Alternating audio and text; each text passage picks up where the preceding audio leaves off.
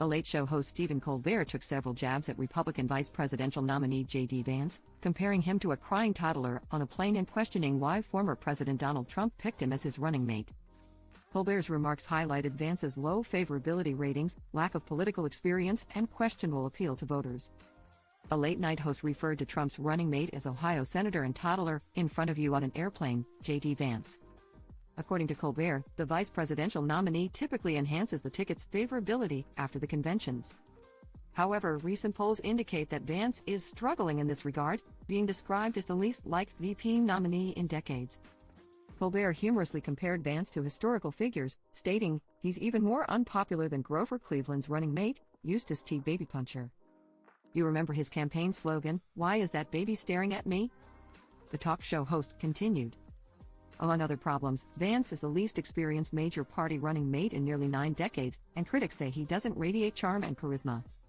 "Oh come on, you're telling me this guy has no charisma?" The comedian humorously displayed a picture of a plank of wood, jokingly mistaking it for Vance, before editing a beer onto the wood plank to represent the Republican nominee. Colbert also highlighted Vance's recent gaffe at a campaign rally in Ohio, where his joke about Diet Mountain Dew being racist fell flat. Colbert ridiculed Vance's performance, emphasizing his overall ineffectiveness on the campaign trail. Colbert concluded his segment by questioning the reasoning behind Trump's selection of Vance as his running mate. He pointed out that Vance's background from Ohio may not offer significant advantages, and his alignment with far-right views may alienate certain voter demographics. "He's kind of Handmaid's Tale curious, which will not appeal to suburban women, and he's terrible on the stump," the host commented. "So a lot of people are asking why the H, did Trump pick him in the first place?"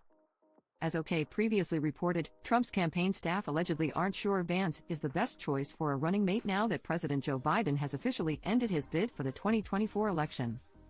Most striking thing I heard from Trump allies yesterday was the second guessing of J.D. Vance, a selection, they acknowledged, that was born of cockiness, meant to run up margins with the base in a blowout rather than persuade swing voters in a nail-biter, reporter Tim Alberta wrote Twitter on July 22.